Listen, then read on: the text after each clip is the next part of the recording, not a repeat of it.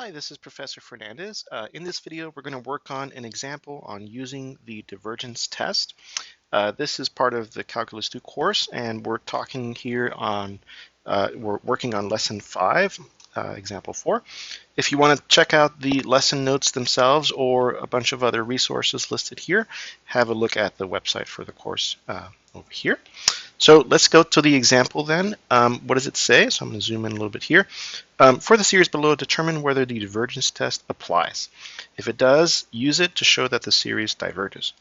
Okay, so we're already told that all of these series should diverge, but we're asked to see if the divergence test can be used to show that. So I'm just going to go down here and review the divergence test really quickly. This comes from, again, this is a theorem from the lesson 5 notes in the course. Divergence test, what does it say? Suppose I have an infinite series. It doesn't really matter that it starts at 1. It could start a little bit later, n equals 5 or something. If the limit as n goes to infinity of the an terms, right, the an formula, is not equal to 0, then the series diverges. So it's a pretty straightforward test, right? You calculate the limit of the an in the series, and if it doesn't equal 0, the series diverges. So this is what I mean in the prompt of the example by determine whether the divergence test applies, right? So first of all, it's a test about infinite series, okay? But really, this is the condition we're checking, right? We have to determine, evaluate the limit, and we have to determine that it's not 0. So there's a lot of stuff that's included in that category. The first one is it could be a number that's just not 0, like 7. The second one is it could be a limit that does not exist. For example, we talked in previous videos about the limit as n goes to infinity of -1 to the n. Doesn't exist because this just oscillates between -1 and 1. Right? So does not exist is included in this category of not equal to 0. Right? So keep that in mind. All right, so now let's go off and use the divergence test to see whether the series up here diverge. Okay, so for each of these series, I'm just going to write out the an term, copy over the an term, and then really we are just looking for this limit as n goes to infinity of 2 to the n over n.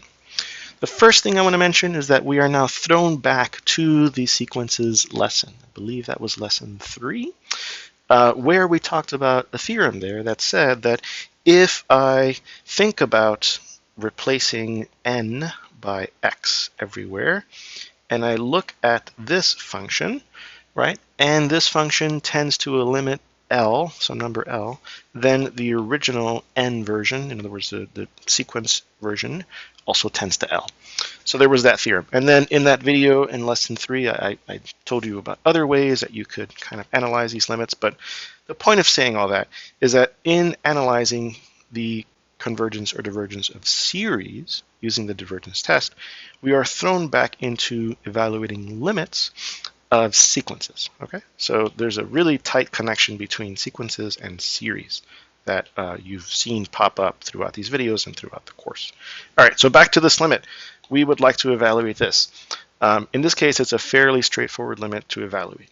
We don't need anything fancy, right? Technically, this tends to infinity over infinity because both the numerator and the denominator are tending to infinity. So you might, if you've studied L'Hopital's rule, be thinking that, but you don't have to do that here, right? Because the numerator is an exponential function.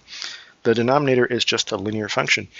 And growth rates, right? Exponential functions grow way faster than linear functions, right? In one case, we have this. In another case, we have this, right? So this is y equals n, and this is y equals 2 to the n. So, the difference in the y values is like increasing, exponentially fast. So this is not a L'Hopital's rule necessary calculation because we can just argue using these growth arguments that this tends to infinity. So that is not equal to 0, back to the divergence test. So we conclude that this series diverges. Okay, so what's next? How about part B? So in this case, we're taking the limit of this rational function. So we are now back to calculus 1, where we had all sorts of ways to do this.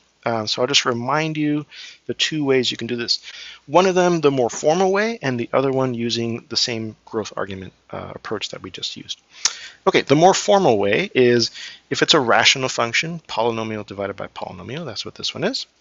You find the highest power of n, in this case, in the denominator, n cubed, and you divide numerator and denominator by that term.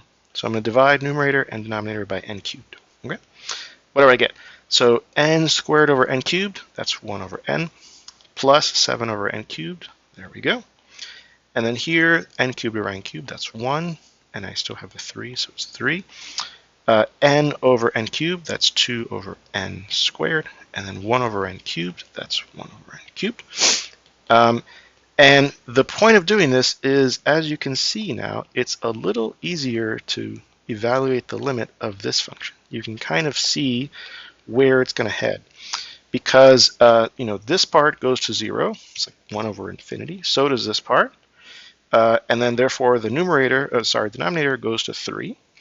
But then the numerator, this goes to 0, this goes to 0, so the whole thing actually goes to 0. So the limit is 0. Does the divergence test apply? No. And that's why this example is here. The divergence test says if the limit is not 0, then the series diverges. Okay, we have obtained a 0 for limit. The divergence test does not tell us that the series diverges. Okay, so determine whether the divergence test applies. Okay, it does not for this series, right? You may be able to show that this series diverges using some other test, but that's kind of the point of the way I wrote this example. Using the divergence test, if that's the only thing you have, right, you're out of luck here, because the condition that's needed for the test, one of the hypotheses, is that the limit is not 0. That's not the case here. So the hypotheses aren't met of a theorem. You can't be guaranteed that its conclusion is going to hold. So we don't know whether this series diverges or converges. Again, I'm just doing a divergence test analysis here. So I promised to tell you about the other way you could have gotten to the same value of this limit, to remind you of what that is. So the other way is to use a growth argument, right?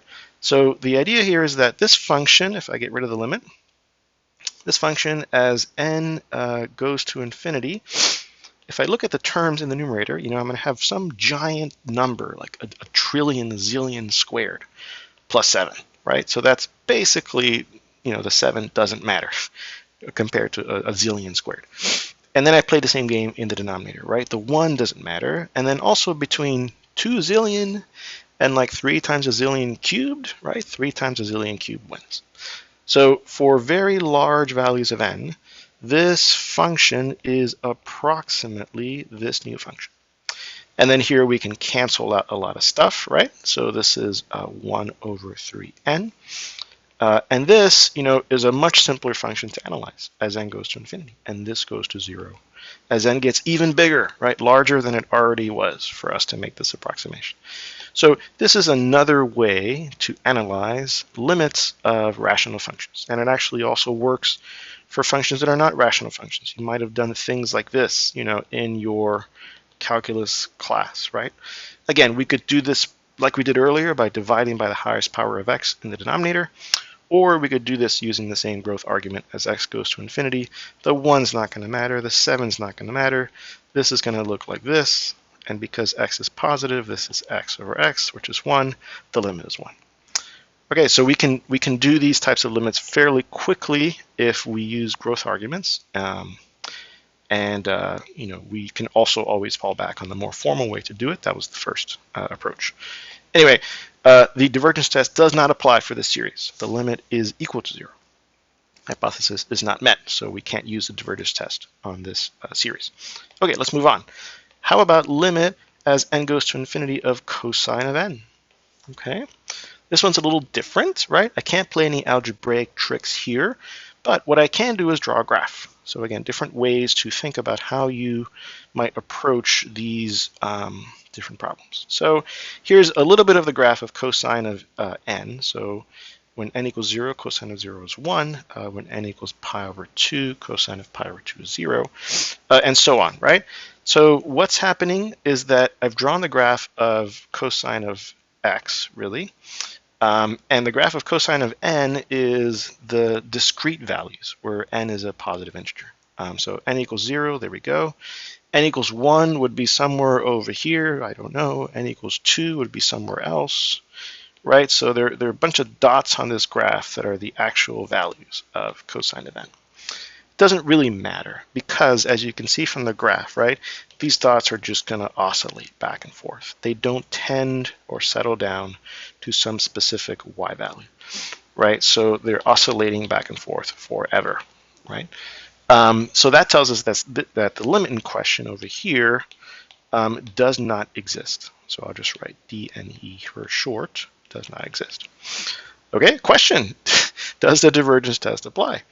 Answer, yes, right? Remember we talked earlier in the video, does not exist is in the category of not equal to 0, right? So yes, the divergence test applies, the limit is not equal to 0, therefore diverges. So diverges, okay, for this series. All right, last example here, part D. Let's find or investigate this limit, n squared over root n squared plus n plus 1. Same idea here, right? We could go the formal route. We could go the growth argument route. I'll do the growth argument route. It's a little faster and it's more intuitive and gets you the same place anyway. So to do that, what am I going to do? Well, argue that as n gets really large, as n goes to infinity, same game, right? 1 is inconsequential relative to like a zillion, which is inconsequential relative to like a zillion squared. So denominator looks like root n squared. Numerator, there's only one thing in the numerator. So now I have to simplify things, right? So this is n squared divided by root n squared. You could do all sorts of ways to simplify this, but n squared is like root n squared times root n squared, right? So you can cancel one of these out and get square root of n squared, which, because n is positive, is just n. Okay, so I've simplified now this limit to the limit as n goes to infinity of just n, and that pretty clearly goes to infinity. And then back to the same question, right? Does the divergence test apply? Yes, right? This is, even though we say sometimes equals infinity, right? This limit does not exist. There is no one y value that this function tends to as n tends to, approaches, goes off to infinity. So even though we say equals infinity, really infinity is just a version of does not exist, a very specific one. So this limit does not exist.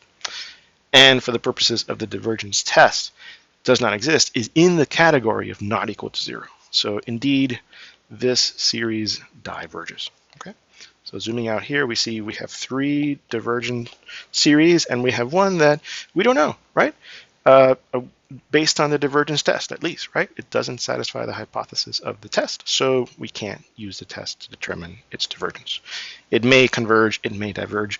We need other tests, which is actually the subject of a lot of the subsequent lessons in the course. Developing more tests for us to figure out how to determine convergence or divergence for other series, right? For whom the test that we already know may not apply. Great, thanks for watching.